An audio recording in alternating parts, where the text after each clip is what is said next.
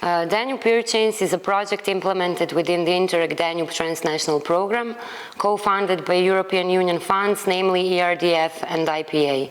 There are 14 partners and 5 associated partners from 9 countries participating in the project, coming from ministries, innovation centers, educational institutions, and consulting companies. There are 2 Slovenian partners, School Center Škofja Loka and Chamber of Commerce and Industry of Slovenia.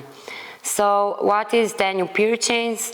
It is an integrated capacity building and training program for Danube area labor market and business support organizations, local industry and entrepreneurs, with the main objective of helping these actors enter innovative transnational value chains as peer-level collaboration partners. In School Center Škofja Loka, we established Learning and Manufacturing Laboratory for deep connection with the direction of digitalization. It means that we have connections with our machines or energetic equipments or, for example, 3D printing and other systems, and we can look from the different places what happened with the procedures and the making processes. The most important thing in digital transformation is real cooperation with the companies. It means that we need to establish the systems which are real support us in the direction to reach energy and material efficiency, and cooperate with the companies which are leader on this field and make together with them analysis and changes which we need on the daily level. On this trolley you can see a Dobot. It's an educational robot which is similar to the ones they use in industry. Here we have a conveyor belt which delivers the cubes which are different in color to the robot. The robot picks up the cube and sets cube in front of the vision sensor which recognizes the color of the cube. With that information we can then sort the cubes in different ways or try to set them just back on the conveyor belt depending on the level of task the students are capable of doing. This is RFID scanner. RFID is a technology used to follow the path of a product from the start to the end of the making it. Here we have a simple sample, so we have 2 different cards. If we press one card, for example, the red LED will turn on, and if we follow with the other card, the green LED would turn on. It's a simple program which is just a first step into understanding the RFID protocol in our school. So number 31 is the right tool. Then we check second tool. You already know these tools are fine because we checked them before. Label 1 is for contour. It looks fine, right? Label 2 is for holes. Coordinates are correct. We can check the simulation. Simulation looks fine. Okay, this program is okay. Now we can start the program. First we are changing the tool and then we will start milling. First operation is face mill. It's complete. And now we will start roughing contour and then contour fine. Allowance for side for the rough mill is 0.1 millimeter and the fine mill will be at 0. M-Connect, this is a tool for digitalization machine when they can access the machine from the distance. You've got remote desktop, we can look at the machine in the classroom on our computer. We've got dashboard so you can see which program is running at the moment. You can see the parameters if I load down, see, here's moving. And this application you can have on the mobile phones, and you can watch from your home if the machine is running, which program is running, which tool is used, the parameters, everything. On the field of energetic, we established central control system for following flows of the energy, heating, for the heating systems, for electricity, air conditions in all of our buildings here in School Center Škofja Loka. We can control the temperature in the different ways, different systems or buildings in our school center. That we can reach great results through this monitoring. We see the points before energetic sanation and after that, exactly in this time. It is not just for educational process, but very important it is that it function in the real conditions and it help us to improve, to reach best results on the energetic efficiency. And we are sure that with building culture of cooperation between companies, support organizations and education sphere, we always can do more. So all companies are already on the path to digitalization. If you look back, you introduced ERP, you use email a lot, you use databases, you use all sorts of smartphones and so on. So the path until today was already a lot of digitalization. And what's going to happen next year or in next 10 years? It's going to be the same thing. We will learn gradually, we will make mistakes, we will go back, we will continue, and especially with young generations there will be more and more of digitalization. So no real news, it's just same thing. It's going to go probably a little faster, but nothing that company cannot manage. The most important part in digitalization or any kind of improvement is you need to include people. Measurements show that 10 or 20% people are actively engaged. That is definitely not enough. So here on the graph we have on the y-axis empowerment, how empowered are people, and on the x-axis is how many people are empowered, and we can see that 10% of employees, let's say bosses, are very empowered, have decision power, and a lot of people are lost and disconnected. So how do you include all people? You want to have more people empowered, but you can only include 2/3 of employees by actively engaging 1/3 of employees as team leaders. And we are talking big numbers here. Let's say in case of Adria, 200 people in production. We needed to include 50 people, define them as team leaders, define them as group leaders, empower them, train them, include them in daily management routines. Now, if we talk larger company, like 3,000 employees, it means you need to improve 600, define and engage. So this is big thing. It doesn't happen overnight, and only new computer programs will not do that for you. Here is a real example from Adria Dom. 6:15, first meeting in production with head of production, all services that serve to this production.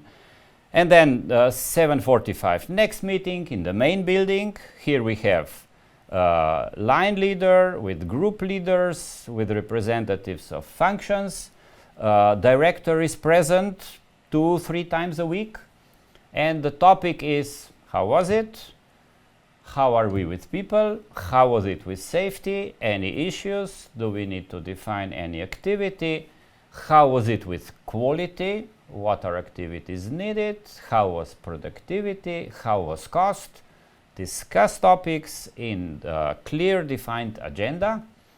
And this lasts 5-7 minutes. assignments stay on the board, and it happens. We do train group leaders. So sometimes one leads this meeting, another group leader, another time the third group leader. So this is highly standardized. This is management routine, and you need to include people in doing management routines. So this is morning meeting in production. Matej is leader of the unit. Now he will go slowly through the people, safety, quality, delivery cost. He's explaining today plan, like next house will move in 140 seconds, 140 minutes. Representatives of all functions and production.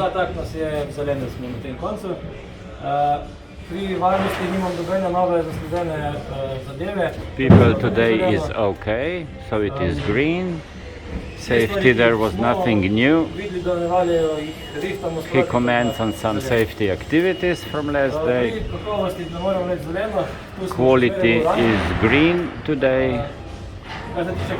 Down there are data about quality assessment from day before.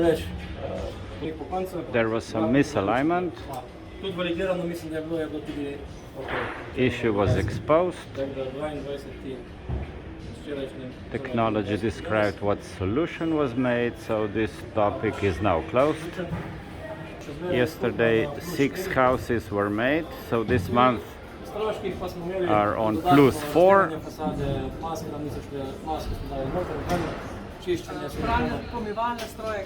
With cost there are issues, some pieces missing. So houses need to be completed on outside on the parking spot.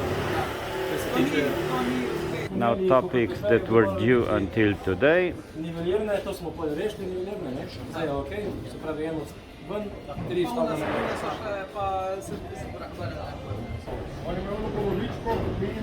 Now a logistic topic.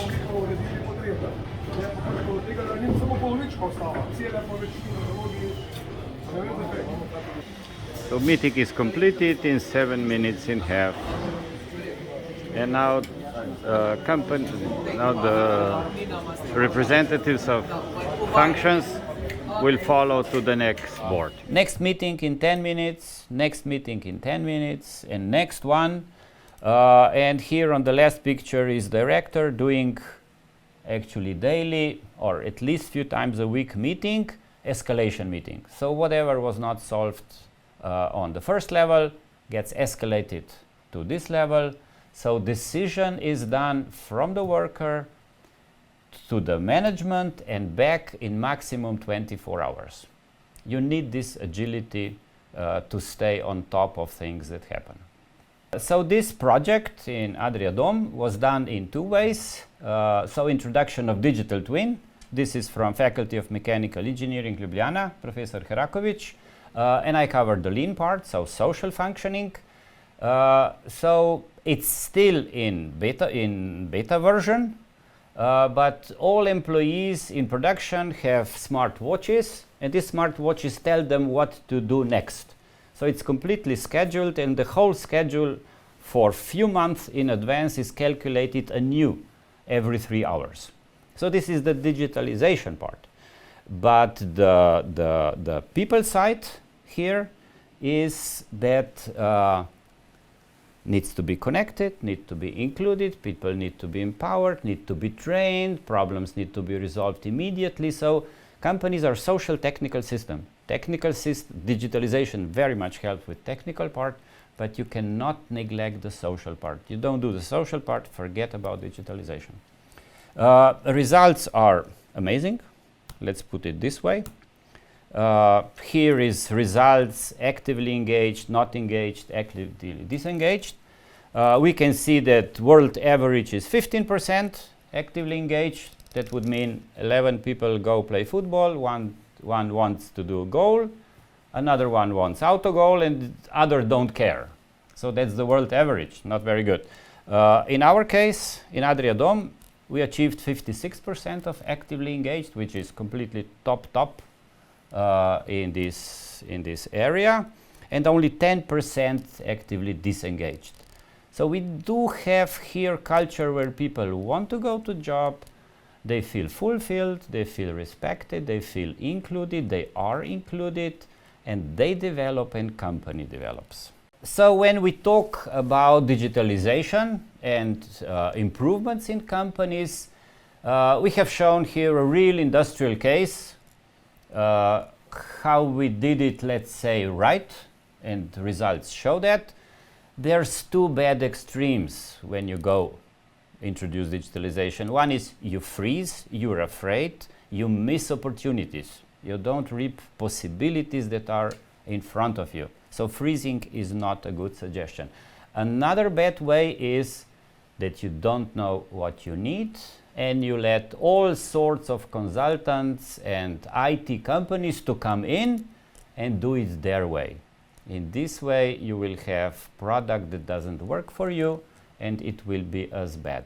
So small steps, engagement, cooperation, business case, keep solving your problems by doing digitalization, and through months and years, progress will be amazing. So in good companies, leaders are coaches and co-workers get challenges, they find challenges, they solve issues, they cooperate, they develop, and company develops. So when we talk about school system needs to prepare students to do just that. So develop your students, not feed them a lot of data. So student needs to develop to certain levels. Let's say level 1 would be that he can take on challenge, he's capable of defining status, capable of discussing what are the problems with it, capable of doing small steps and learning by doing. So that would be the first level. So he can solve problems, learn, and probably coach others. And then once student is developed like that, can he work in teams? That would be next level. And then next one would be, can he lead a team or projects? So that would be even more developed. And then obviously we'll come to company, will lead to learn the real reality in industrial world, but we expect that he can lead projects, he can lead teams, and gradually he can lead departments. So that would be a good foundation and best preparation for real world efforts. First of all, this is a collaborative robot, which is the first of its kind in our company.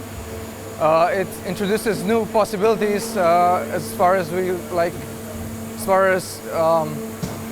managing the workforce goes.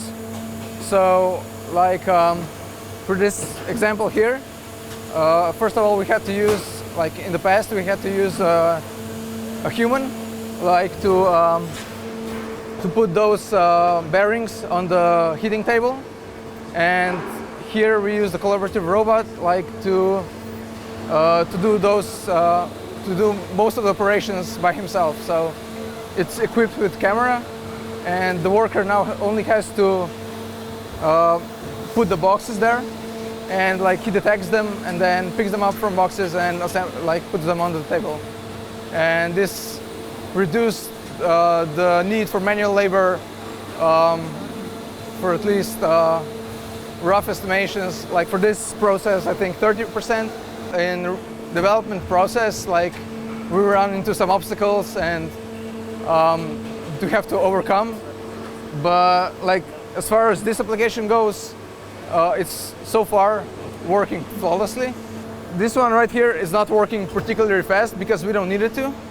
We also have to consider the sort of longevity, or we don't want to push it too hard if it's not really necessary. With this pace, it can it still has double the time it needs for the heating plates to switch. It's much safer than the usual 6-axis robot. I mean, the other robots we have in this company, we have 3 now. They need to be equipped with also with the cage. We need an enclosure for that. And here we use a scanner which scans the surroundings in this height so that whenever an obstacle comes into its zone, it first of all slows down, and also if the obstacle comes too close to the robot, it stops. And also the robot itself, it has this function that whenever it detects a collision, which is like a normal collision, like it would stop itself. So it's, in any case, the punch wouldn't be that strong. Yeah. We can point out that some of the advantages of this robot is also, over using the manual labor, is there is no shifts for this robot. It doesn't work like, it doesn't go on a break, it's not changing shifts, so we also save time there. And it's also, workers are very pleased because it's much easier now. And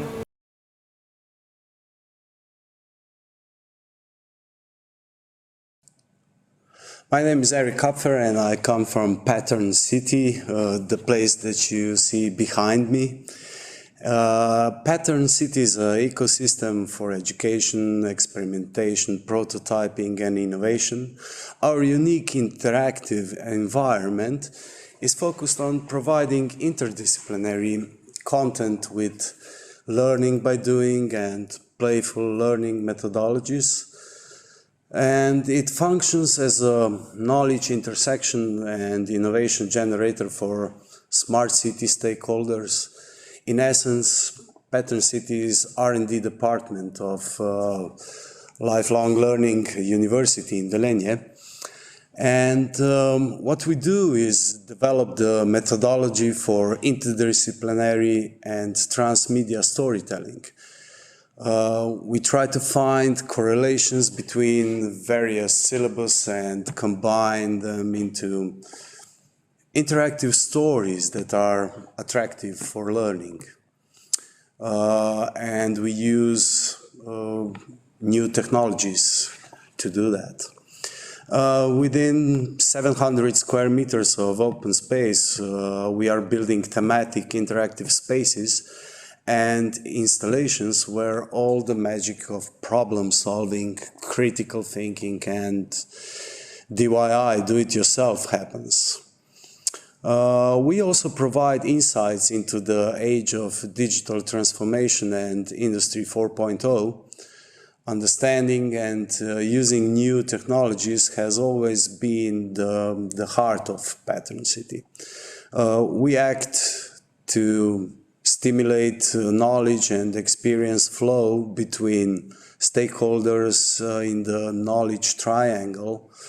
On the strategic level, Pattern City collaborates with ministries, education institutions, and on the other side with industry clusters and industrial innovation partnerships, as well with profit companies.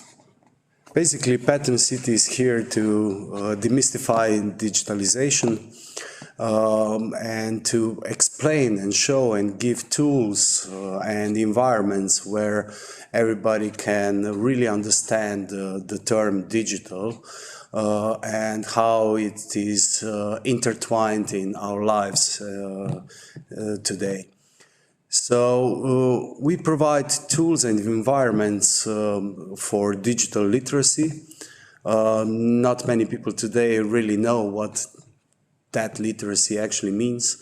It has a lot of different aspects that has to be addressed, and we deal with most of them here in Pattern City. Digital literacy gives us a way to understand how cyberspace, digital space and physical space are connected and how we can interact with one another. Today's physical space, and especially in industry, is getting more and more automated and robotized, which can be only controlled to digital space. To Today I'm going to talk also a little bit or most of the time about technologies that give us interface between those two worlds. And that's virtual reality and especially augmented reality in the past few years. These interfaces give us opportunity to actually see into the digital world, or we actually can overlay the digital information over the real objects. Already in 2018, Gartner set up trends for the next 5 years, and first that I've seen, they put technologies in groups, and they created the term or saying intelligent digital mesh. So what is intelligent digital mesh? It has to be intelligent. It's actually the mesh between physical and digital world, which means that it intersects, but it also exists in physical and in digital world. It has to be intelligent, which is provided by AI and intelligent apps, analytics, and especially also intelligent things. We know that by robots and IoT and so on. So in terms of digital, we mostly talk about digital twins, cloud computing, which is more and more going towards the edge. So then communication is very, very important. And with digital technology, that's more accessible. And when we talk about immersive experience, that means that we can be completely dislocated and still feel like we are there on site using that device or helping someone else to use it. And here we're going to talk about AR, VR technologies and also XR space, so continuum of extended reality. And mesh is mostly about data and files and new technologies like blockchain, and it's event-driven, and of course, therefore, it has to be continuously adaptive and secure. So later in 2020, Gartner is saying that this intelligent digital mesh has to be people-centric, which consists of hyper-automation, multi-experiences, democratization, human augmentation, transparency and transparency. And this is starting to happen now in smart spaces, which are empowered on the edge by distributed cloud, using autonomous things like drones and, of course, practical blockchain, which is still in making, and AI is taking care of the security. All these technologies has to be intertwined as much as possible. And we are talking about combinatorial innovation between all these technologies surrounded around people centricity, location independence, and resilient delivery. So, yeah, the new things that are emerging here is Internet of Behaviors and total experience strategy, and of course AI engineering, which is still much more in the future. So now in this digital era, we are trying to transform from analog to digital as much as possible.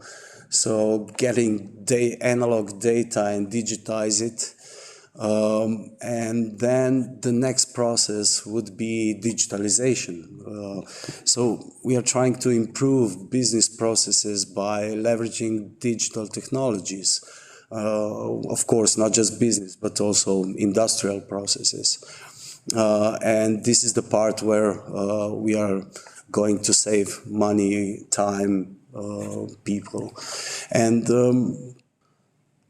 when we are on the stage, when we start leveraging these emerging technologies to build new business systems, industrial systems, business models, consumer and employee experience, we're gonna start talking about digital transformation, and this is when we're going to start to transform into digital era.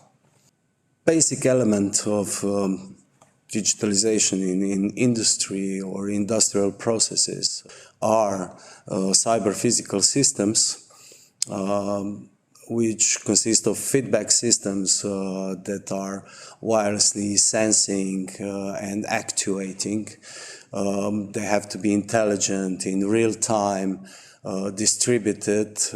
They can have also humans in the loop, or economics in the loop, or in environments in the loop.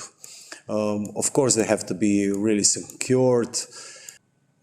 So cyber-physical systems actually are built in a physical twin, but they are definitely the bridge between physical and digital twin. So here we come to interfaces where how people can actually interact with the digital twin. And here we're going to start talking about virtual reality and augmented reality. So all of them we can actually call intelligent realities, especially in the part of AR-powered digital twin. We can see how physical layer is synchronized with digital twin and providing data into application layer, which is being augmented into reality. And by user interaction, you again accessing the application layer, which is retrieving information into digital twin and controlling the processes in physical layer. All of what I'm saying is part of so-called factory of the future, where you have industrial augmentation, IoT sensors of supply chain management, modular equipment. Computer vision is a very important part, which we're going to talk about in the last part of my presentation. So this is how processes are interconnected, and also all the different technologies work together in factories of the future. What you're seeing on screen right now is me using a smartphone with LiDAR and scanning the cobot in Polycom. So that's exactly the same cobot that you saw in previous part of this video. Because this robot is actually working pretty much 24 hours, I wasn't able to create also the content of it. Therefore, I used a 3D printer that we use here in Pattern City. I scanned it in exactly the same way, added some content, and I will show you how you can create a digital twin with this technology. To demonstrate how this works, I'm gonna use software as a service cloud application called EonXR. which is device agnostic. That means you can use any kind of the device. It's very easy to learn. It has a really steep learning curve, and you don't need to know how to program. So now we are in Eon XR application. I'm using it on my iPhone Pro with LiDAR. And first we are starting in the ordinary 3D space. You can see the scan that I've done in a very simple way with my iPhone, and just a really simple scan. But it will be enough to attach different content to it, which will be very useful then in digital twin. I have added all the different parts, annotated them, and annotations that have blue dot have also additional media and content to it. I will turn this off, and now I will go into AR mode. So this is my real printer. Next to it I will place my 3D model like this, and I will start the alignment process that will merge 3D object with a real one. I need just 3 points on my 3D model, the same on my real 3D printer.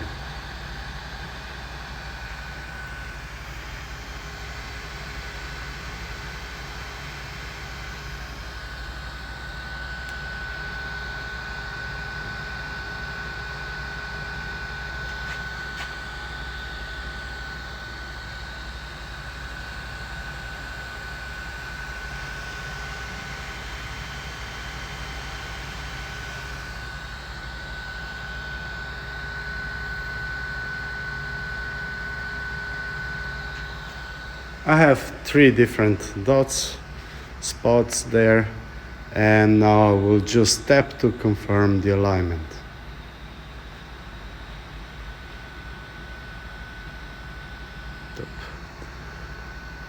Okay, you can see that it's quite well aligned.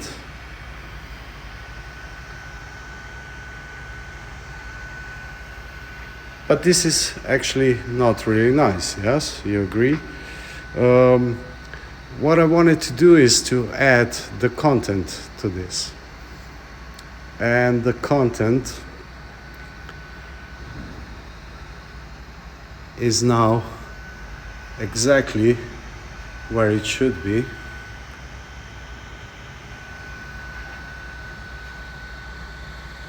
I can see where the control box is, control knob, and this is the control panel.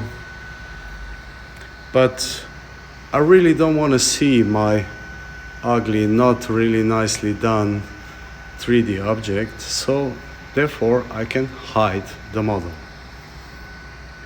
That means only the content is now there.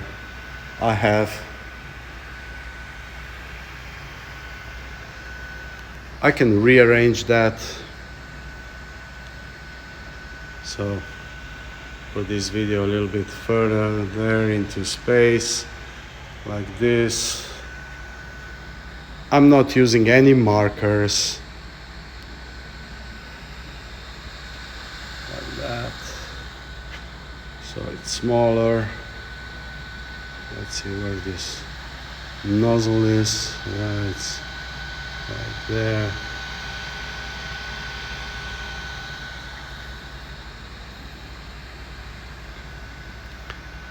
Let's see, let's say, how you can change the PLA filament.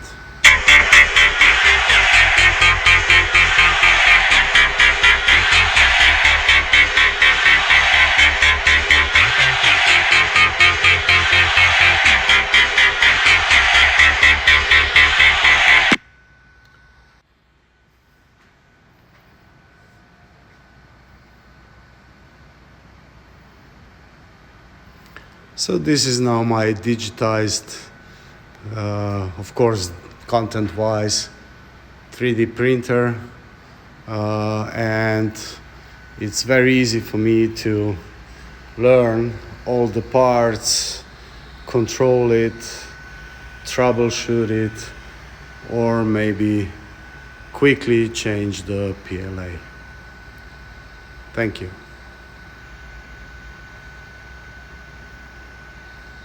The digitalization of value chains demands the involvement of the ecosystem around it. Firstly, all the relevant actors within the value chain and also LSOs and BSOs. Main fields that have to be included in this are research and development departments and also HR departments in companies, as well as LSOs and BSOs as they are needed, and also new business models. When introducing these changes, we have to include the education system, teachers and learners, as well as HR departments and all the relevant stakeholders. The most important thing in this are mindset and people, as they are important for the successful digitalization, as well as they are the one doing things or implementing new practices, using new tools, so therefore people should be skilled to do so. Developing competences is crucial for every company introducing digitalization or digital transformation. To conclude, when there is a change to be implemented, in this case digitalization of value chains, we should focus on people and processes as well as mindset, because people are the one implementing the change and bringing the digitalization to life. So technology is only a tool. Investing in gaining the right competencies and leading the change in companies and broader is immensely important for the digitalization of value chains. Any digital transformation will only be as good as the mindset, people, and processes that drive it.